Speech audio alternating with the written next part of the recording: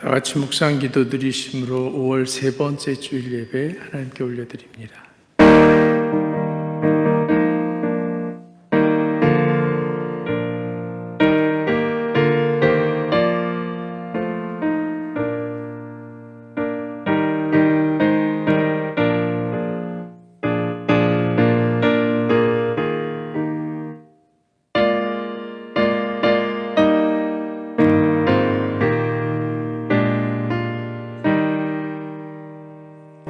놀라운 주님의 이름을 찬양합니다. 험한 십자가에서 흘리신 보혈로 우리를 대속하신 그 큰 은혜가 있었기에 오늘의 우리가 존재함을 감사합니다. 항상 무릎 꿇는 시간을 통해 주님과 만나며 교제함으로 은혜 받기에 합당한 삶을 살아가게 인도해 주시고, 매일 묵상과 말씀의 실천을 통해 하나님의 백성으로 견고한 믿음으로 부름받은 소망 있는 믿음의 사람으로 살아가게 인도해 주옵소서. 오직 성령의 충만함을 힘있게 하셔서 매일의 삶 속에서 주님의 성품을 따라 열매 맺게 인도해 주시고, 기쁨으로 고난의 길을 기꺼이 걸어가는 삶의 결단을 허락해 주옵소서. 허락하신 자녀들이 자신의 삶을 더욱 아름답게 세워가는 하나님의 자녀들이 되도록 이끌어 주옵소서. 자녀를 양육함에 있어서 타의 모범이 될 뿐만 아니라 저희들이 속한 사회에서 칭찬받으며 바라봄의 대상이 되는 희생과 헌신의 사람들로 세워 주옵소서. 예배가 드려지는 시간을 통해 주님의 은혜와 영광이 편만하게 이 땅을 흘러 넘치게 하시고, 전심을 다해 신령과 진리로 드리는 신령한 예배가 하늘의 보좌를 더욱더 사모하는 간절함으로 채워지게 우리의 삶을 인도해 주옵소서. 가정의 소중함을 깨닫는 귀한 5월을 지나는 동안 가정을 위한 각 가정의 소원이 이루어지도록 우리 주님께서 응답하여 주옵소서. 우리의 기도와 예배에 귀 기울이시는 예수님의 이름으로 기도드립니다. 아멘.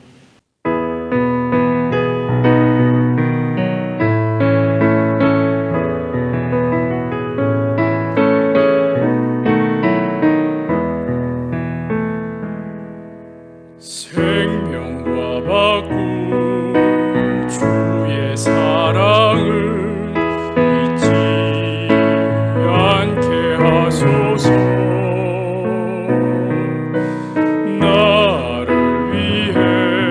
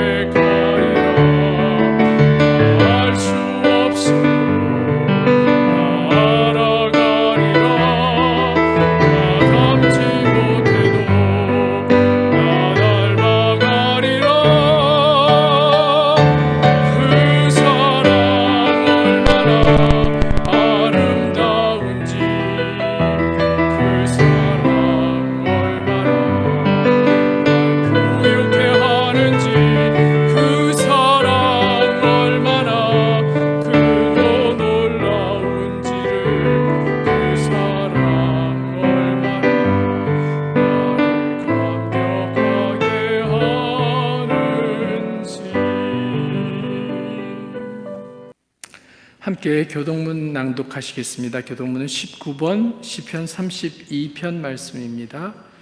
19번 시편 32편 말씀입니다. 허물의 사함을 받고 자신의 죄가 가려진 자는 복이 있나니 마음에 간사함이 없고 여호와께 정죄를 당하지 아니하는 자는 복이 있도다. 내가 입을 열지 아니할 때 종일 신음함으로 내 뼈가 쇠하였나이다. 주의 손이 주야로 나를 누르시오니 내 진액이 빠져서 여름 가뭄에 마름같이 되었나이다. 주께 내 죄를 아뢰고 내 죄악을 숨기지 아니하였더니 곧 주께서 내 죄악을 사하셨나이다. 이로 말미암아 모든 경건한 자는 주를 만날 기회를 얻어서 주께 기도할지다. 진실로 홍수가 범할지라도 그에게 미치지 못하리이다. 주는 나의 은신처이오니 환난에서 나를 보호하시고 구원의 노래로 나를 두르시리이다. 너희 의인들아 여호와를 기뻐하며 즐거워할지어다. 마음이 정직한 너희들아 다 즐거이 외칠지어다. 아멘. 아멘. 교회 소식 알려드립니다. 러빙일교회 예배 참석하신 모든 분들을 사랑으로 주님의 사랑으로 환영합니다. 5월 22일 주일은 창립 10주년 기념 주일입니다. 지금까지 풍성한 은혜로 채워주신 하나님께 감사하며 예물 준비하시고요. 창립 기념 야외 예배는 클라우드무어 파크에서 11시에 드려지게 됩니다. 시간 맞춰서 예배 참석해 주시면 감사하겠습니다. 교회 안에서 마스크는 개인의 선택사항으로 변경되었습니다. 예물은 들어오실 때 예물함에 넣어주시면 되고요. 교회 기도 제목, 우리 환우를 위한 기도, 특별히 김경애 사모님, 이상수 장로님, 이영애 권사님 위해서 늘 기도의 끈을 놓지 않으시는 우리 공동체가 되었으면 좋겠습니다. 예물 드리겠습니다.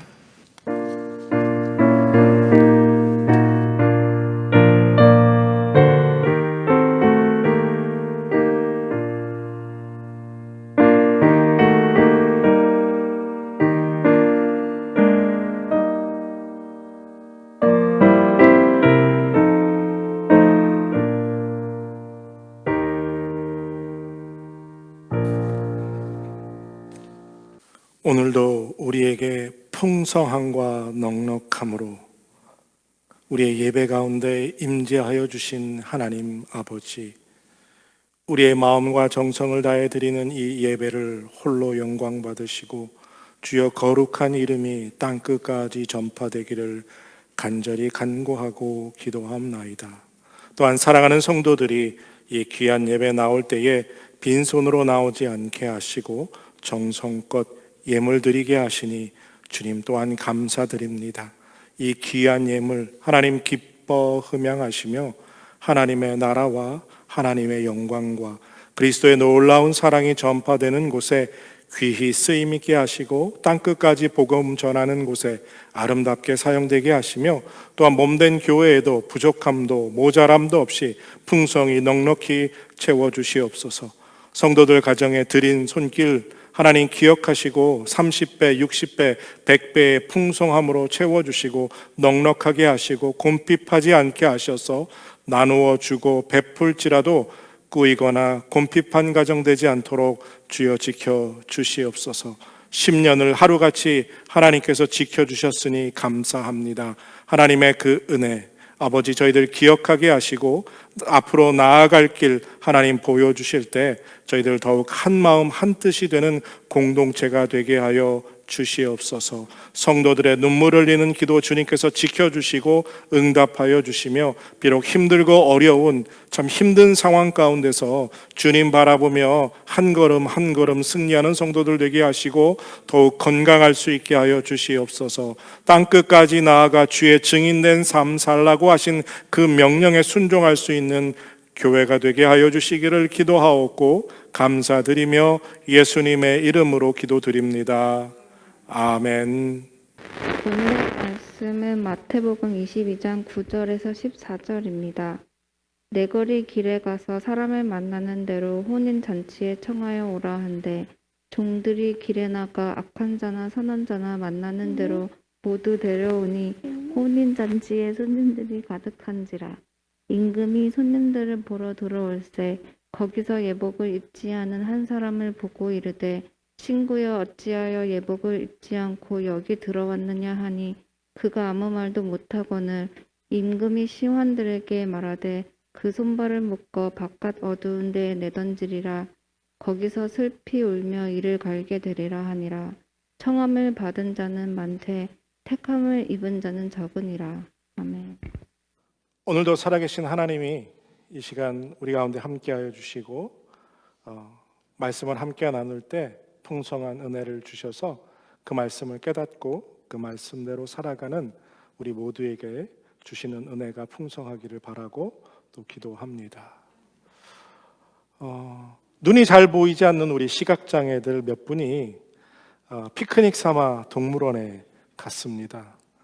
어려운 분들이 왔다고 동물 사육사들이 특별히 코끼리를 좀 보여주겠다고 했습니다.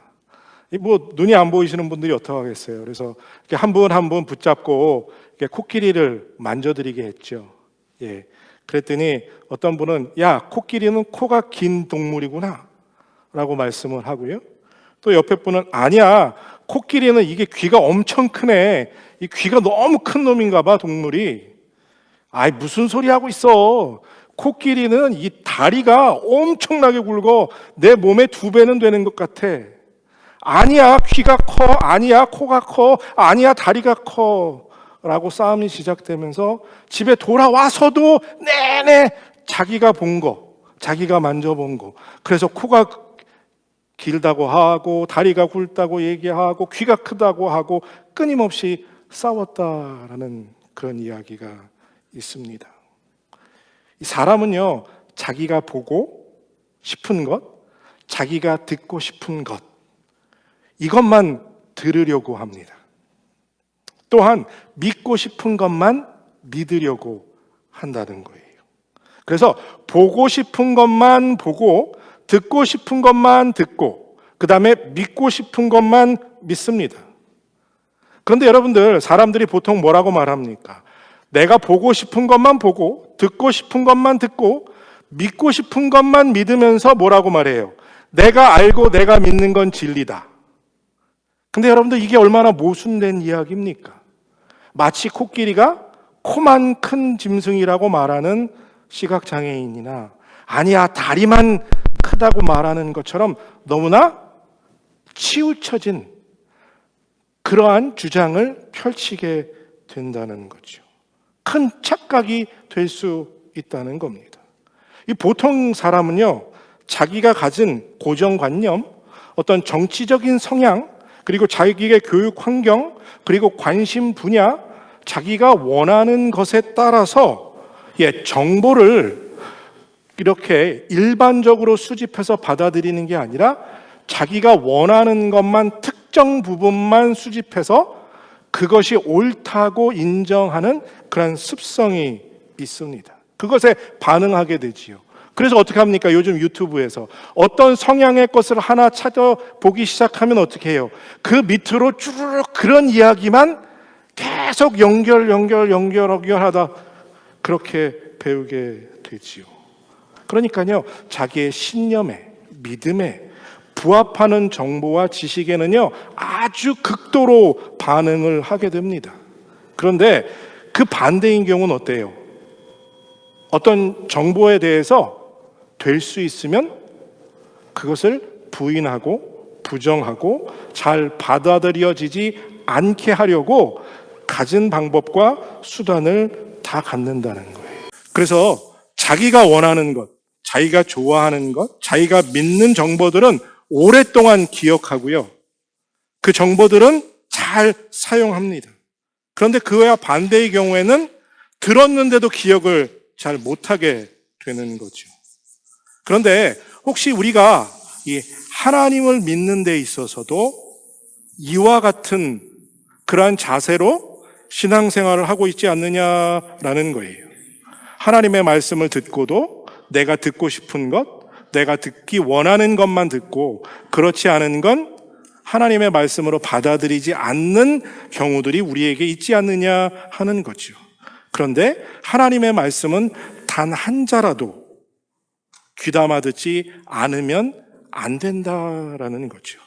오늘은 예복을 입지 않으면 이라는 제목으로 말씀을 나누면서 하나님이 우리의 삶을 변화시켜 주시는 놀라운 은혜가 함께 하기를 바라고 또 소원합니다. 조금 전에 말씀드린 그 설명드린 이야기가 뭐냐면요, 심리학에서 이렇게 표현을 해요. 사람은 누구나 자신만의 심리적인 편견을 가지고 있다.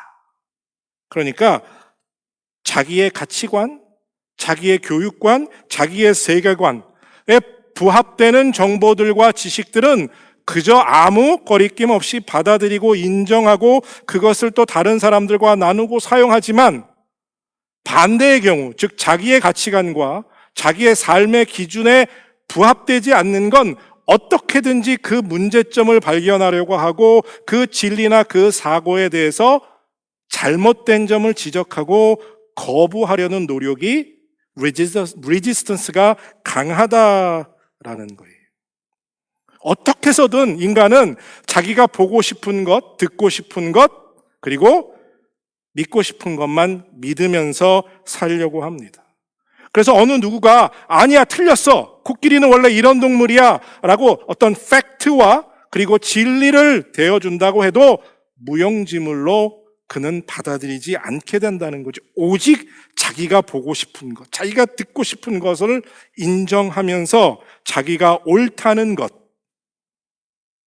그것을 주장하며 살아가기를 원하는 게 인간의 본성이다라는 거예요. 그래서 자기가 믿는 것에 반대되는 정보들과 팩트들이 넘쳐나는데도 어떻게 해요? 아니야, 그건 틀렸어.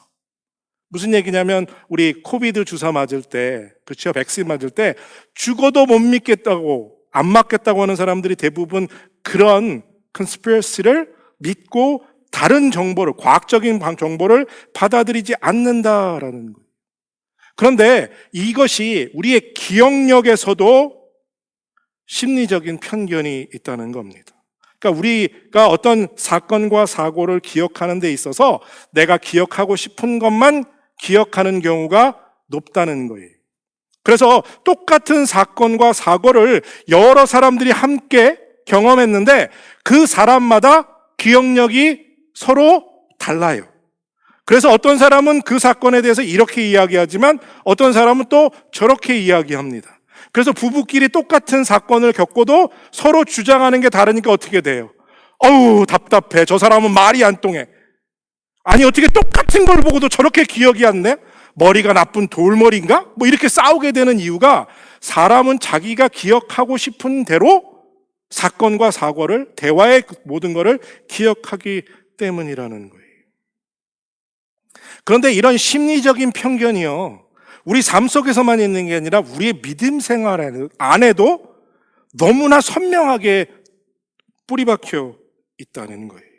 그러니까 하나님의 말씀, 성경을요, 읽고 적용함에 있어서 자기에게 유익되고 자기에게 편안하고 자기가 좋아하는 건 아무 거리낌 없이 다 받아들여요. 그리고 그 부분을 통해서 내 삶에 어떤 원동력이 되기도 하고요. 집에 걸려있는, 여러분들 벽자에 걸려있는 성경 말씀 구절 하나씩 살펴보면 내가 뭘 믿고 뭘 원하는지를 볼 수 있지요. 그런 말씀이 보통 이런 말씀이에요. 욥기 8장 7절.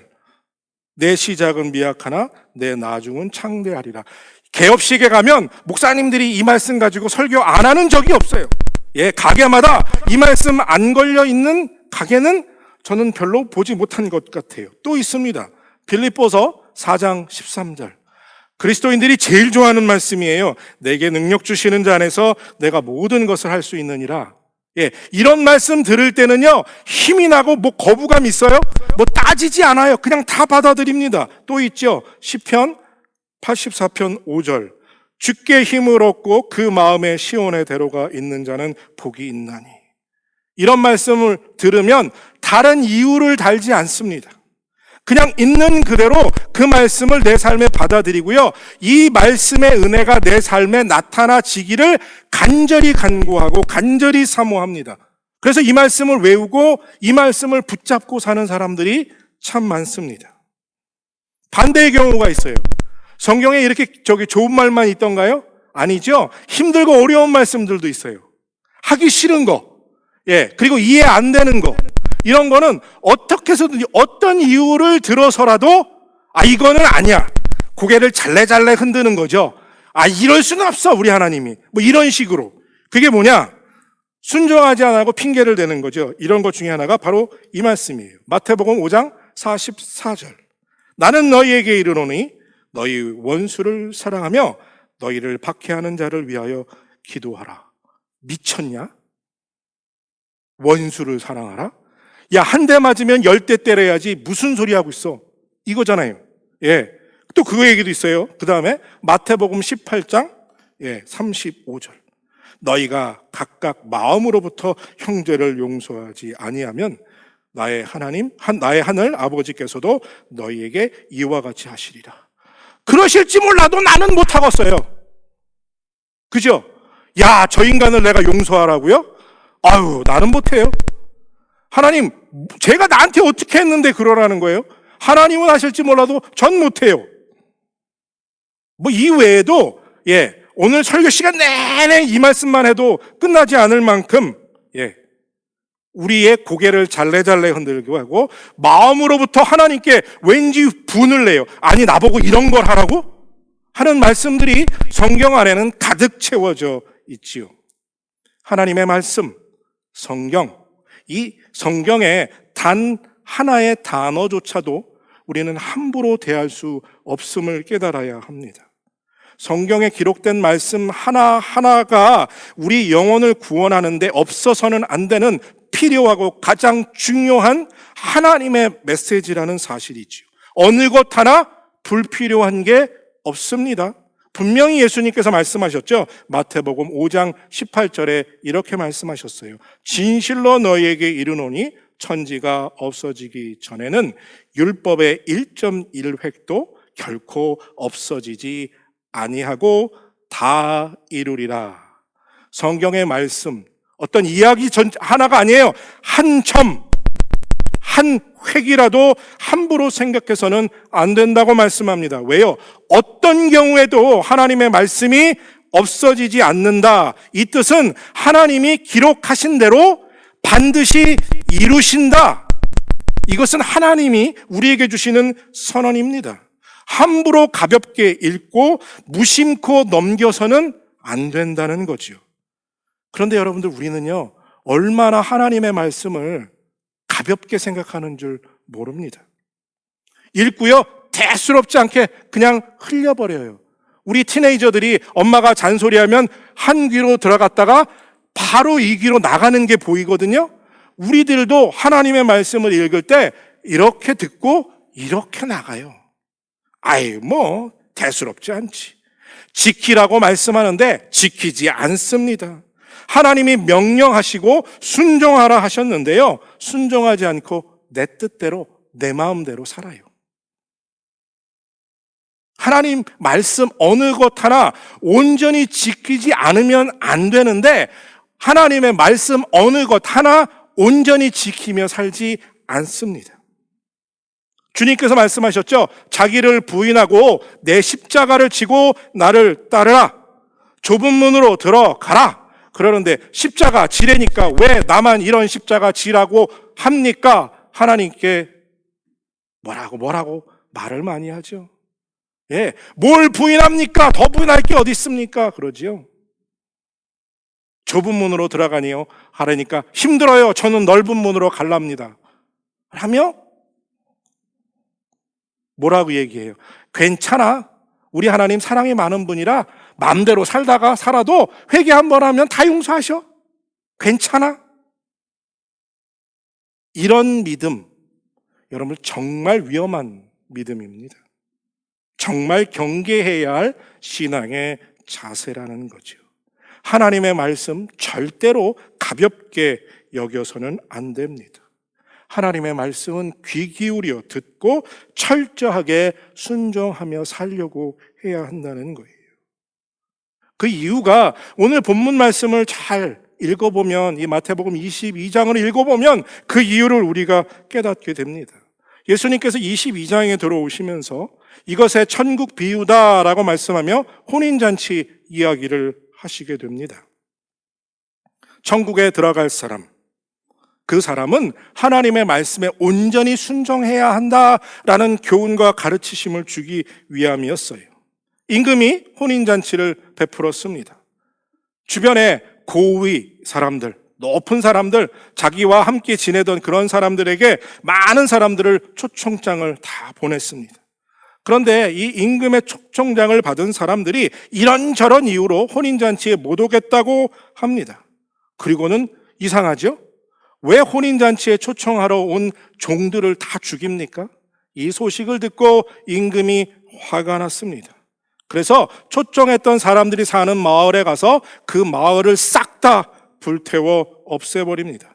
그리고는 종들에게 나가서 아무나 데려와라. 길에서 누구든지 좋다. 다 이 혼인잔치에 데리고 와라 라고 초청하게 됩니다. 그리고 이 종들은 임금의 말에 따라서 길거리에 나가서 악한 사람도 선한 사람도 뭐 부자도 가난한 자도 가리지 않고요. 그냥 무조건 다 초청해서 이 혼인잔치에 잔치를 가득 채웠습니다. 시간이 한참 지나고 임금이 손님들과 인사하러 이제 혼인잔치 한 가운데로 들어갔습니다. 당연히 뭐 한 사람 한 사람 인사하면서 나누겠지요. 그런데 오늘 본문에 보면 갑자기 이상한 걸 느끼게 됐죠. 예복을 입지 않은 사람이 한 사람이 보이는 거예요. 그래서 임금이 가서 친구여, 어찌하여 당신은 예복을 입지 않았습니까? 근데 이 사람이요, 뭐라고 답을 안 해요. 아무 말도 못하고 가만히 있어요. 그랬더니 임금이 화가 나서 종들에게 이 사람의 팔다리를 묶어서 혼인잔치 밖으로 던져버려라. 제가 신학교 가기 전에 이 말씀을 읽을 때마다 저는 좀 이해가 안 되는 거예요. 원래 초청받았던 그 고위 간직자들, 잘 나가는 사람들이 아니었고요. 그날 갑자기 길바닥에서 그냥 아무나 불러서 데리고 왔는데, 아니 왜 예복을 안 입었다고 이 사람을 내쫓지? 아니 원래 초청받았던 사람도 아니고 그냥 길바닥에 있는 사람들이었잖아. 이 예복을 입지 않는 게 무슨 의미지? 좀 임금이 지나친 행위라고 보여지지 않으십니까? 여러분들은? 아니, 천국의 비유라고 말씀하셨는데, 그러면 천국에 들어가려면 예복을 입는다, 어떤 행위적인 뭔가 필요한다고 말씀하시는 것인가? 이렇게 좀 복잡하고 이해하기 어려운 부분들이 제게도 있었던 부분이에요. 이 혼인잔치와 예복이 과연 무슨 연관이 있는 것일까요? 이 오늘 본문에서 다루는 이 예복은요, 그 예식에 참여하기 위해서 지정된 복장이라는 의미를 가지고 있습니다. 그러니까 예전에 우리 찬양대들이 찬양대 가운을 입잖아요. 목사들이 어떤 목사의 가운을 입는 것처럼 어떤 장소에 지정되어 있는 옷을 의미해요. 그래서 이 옷은요, 이 예복은 혼인잔치를 초청하는 사람이, 즉 오늘 본문에서도 임금이죠. 임금이 옷을 준비해 주는 옷입니다. 임금이 이 혼인잔치에 오려면 이 옷을 입고 오십시오.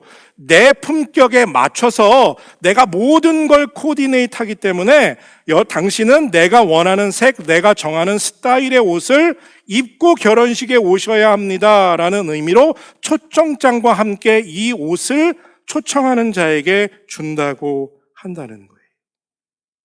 그러니까 이 혼인잔치를 베푸는 사람의 주관된 룰이에요.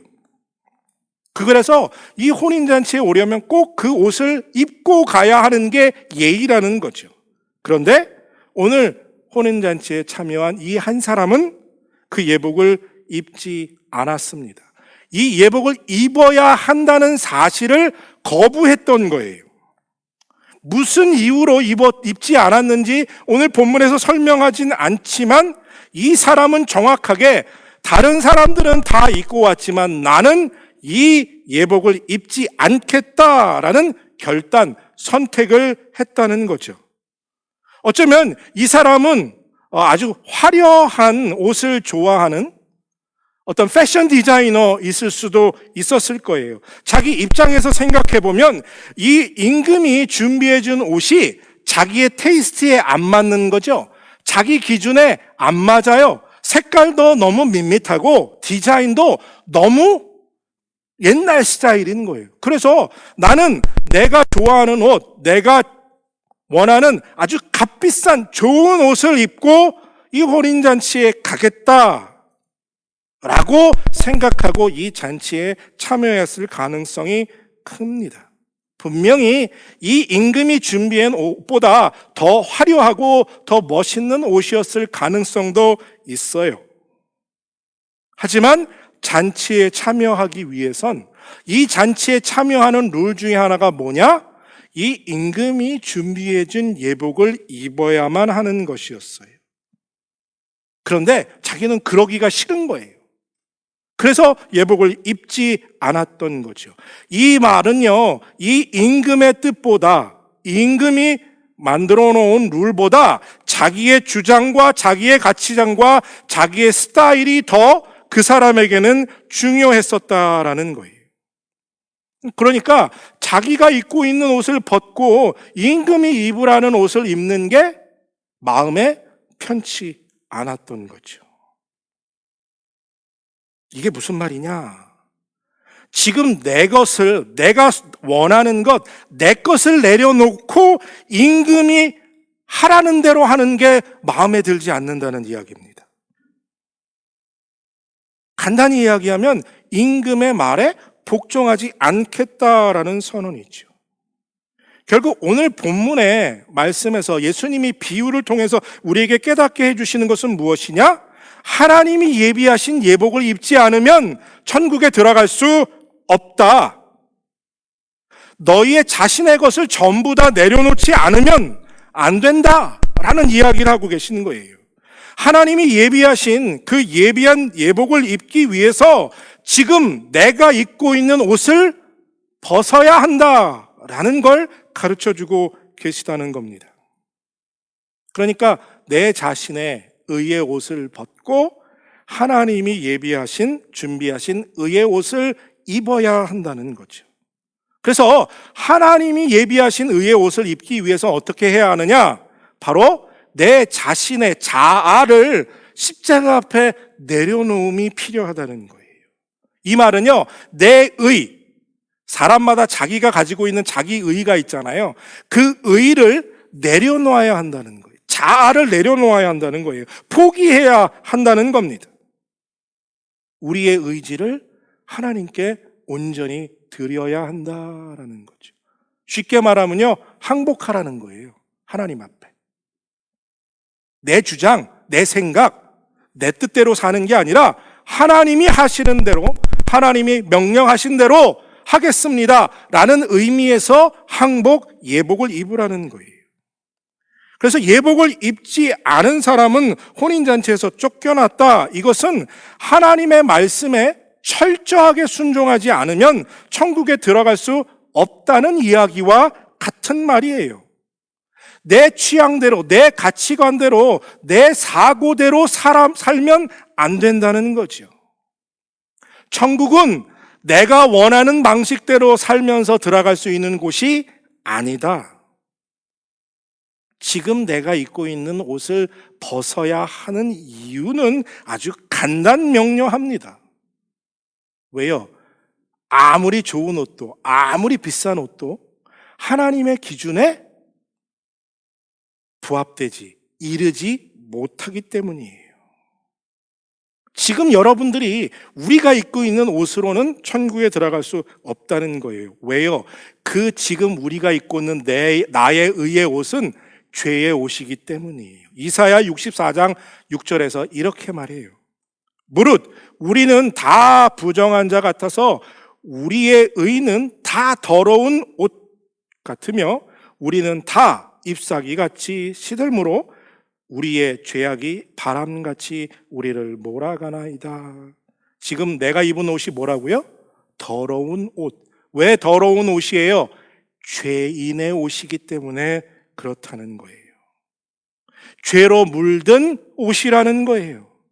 그러니까 이 죄로 물든 옷을 입고는 천국의 혼인잔치에 들어갈 수 없다는 거죠. 그래서 이 옷을 지금 벗으라고 명령합니다. 죄인의 옷을 입고는 천국에 들어갈 수 없으니 지금 그 옷을 벗어던지라는 거예요. 예수님께서 오늘 말씀에서 너희들이 지금 입고 있는 옷으로는 천국에 들어갈 수 없으니 그 옷을 벗어야, 그리고 내가 준비해 준 옷을 입어야 천국에 들어갈 수 있다라는 메시지를 전달해 주고 계시는 거예요. 다른 방법이 없어요. 다른 길이 없다는 거예요. 예수님이 내가 이 길을 예비하기 위해서, 이 예복을 예비하기 위해서 십자가에서 물과 피를 다 흘리며 죽으면서 준비한 옷이야. 너희에게는 볼품 없을지 모르지만, 하찮아 보이지만 이 옷은, 이 예복은 나의 핏값을 주고 산 옷이야. 그러니 이 옷을 입어야 해 라고 말씀하고 계시는 거예요. 그러니까 옷을 벗고 내 말을 좀 들어, 이 옷을 입어 라고 명령하시는 거죠. 그런데 우리는 이걸 거부하고 싶은 거예요. 꼭 그렇게 하지 않아도 천국 갈 수 있지 않느냐라는 거예요. 하나님이 정하신 방법이 마음에 안 든다는 거예요. 왜요? 이 세상을 사는데 불편하기 때문에, 이 세상의 과학과 지식에 합당치 않기 때문에 그 방식대로 그 옷을 입고 살면 이 땅에서 편하게 먹고 살기 힘드니까 하기 싫다는 거죠. 불편해지기 싫다는 거예요. 부담 갖기 싫다는 거죠. 얼마든지 내 방식으로 살아도 사랑 많으신 하나님은 내가 죽기 전에 주님 믿습니다 하면 날 받아주실 거야 라는 어리석은 믿음을 가지고 있기 때문이다 라는 거죠. 내 인생은 나의 것, 왜 하나님이 내 인생 사는데 이래라 저래라 간섭을 하느냐고요 라고 하나님께 따지는 거죠. 여러분들 왜 우리 방식으로 살면 안 되느냐고 반문하십니까? 왜 안 되느냐고요? 내가 입고 내가 주장하고 있는 그 옷은 더러운 옷이기 때문이에요. 그래서 이 심리적인 편견이 성경을 읽으면서 더 극도로 우리의 신앙생활 속에서 나타납니다. 절대로 읽은 그대로 적용하기가 싫거든요. 편하게 받아들이기 좋은 쪽으로만 해석하고 읽어요. 세상에서 적당히 타협하면서 성경을 나의 선으로 이용하려고 합니다. 신약 성경에는 마태복음, 마가복음, 누가복음, 요한복음이 있지요. 그런데 또 하나의 복음이 있어요. 뭔지 아세요? 내가복음. 그런데요, 성도들은요, 창세기서부터 요한계시록 마지막 절까지 내가 복음으로 읽길 원해요. 그리고 내가 복음으로 믿어요. 그리고 내가 복음으로 자기가 천국 간대요. 무슨 얘기입니까? 내 옷을 그냥 지금 입고 천국 잔치에 들어가겠다라는 거예요. 근데 여러분들 정말 내가 복음으로 살아도 괜찮을까요? 본문에서 예복을 입지 않고 왔던 사람이, 임금이 친구여 어찌하여 예복을 입지 않았는가 라고 했을 때 그가 한마디 말을 못하죠. 왜요? 왜 한마디 말을 못할까요? 그래서는 안 되는 걸 알았는데 자기가 선택을 어떻게 했어요? 그렇게 입지 않기로 선택했기 때문이에요. 지금 이대로 괜찮은 겁니까? 정말 지금 이대로 살아도 괜찮습니까? 여러분, 하나님 철저하신 분이에요. 정말 철저하다 못해 지독하신 분이에요. 임금이 그랬던 것처럼 하나님의 기준에 미치지 못하면 얄짤 없어요. 팔다리를 묶어서 혼인잔치 밖으로 내던져 버리십니다. 이 말은요, 예복을 입으라고 말씀하셨으면 묻지도 따지지도 말고 그냥 입으라는 거예요. 하나님의 말씀에 자꾸 의문 갖는 거요? 그것은 하나님의 권위에 도전하는 것과 같습니다. 말씀을 자꾸 내 생각으로 이해하고 내 생각과 내 주장으로 풀어가려고 하는 것, 결국 그것은 무엇입니까? 하나님과 맞서려는 지극한 교만에 불과해요. 항복을 하려면 온전히 두 손 두 팔 다 들어야지, 뭘 적당히 들고 이거는 아닌데요, 이게 아니라는 거예요. 하나님 앞에서. 여러분, 사랑하는 성도 여러분, 잘 들어보세요. 우리가 하나님의 말씀에 동의해서 이해가 돼서 납득이 돼서 순종하는 게 아닙니다. 그냥 하나님의 말씀이기 때문에 순종해야 하는 거예요. 우리는요, 우리의 본질적으로, 태생적으로 하나님과 동의할 수 없는 존재예요. 하나님의 말씀에 이것이 그래 맞는 말이야라고 고개를 끄덕일 수 없는 존재라는 거예요. 태어나기를 죄인으로 태어났기 때문에 말입니다. 부패하고 타락한 죄인이 어떻게 하나님의 뜻과 일치될 수가 있겠습니까?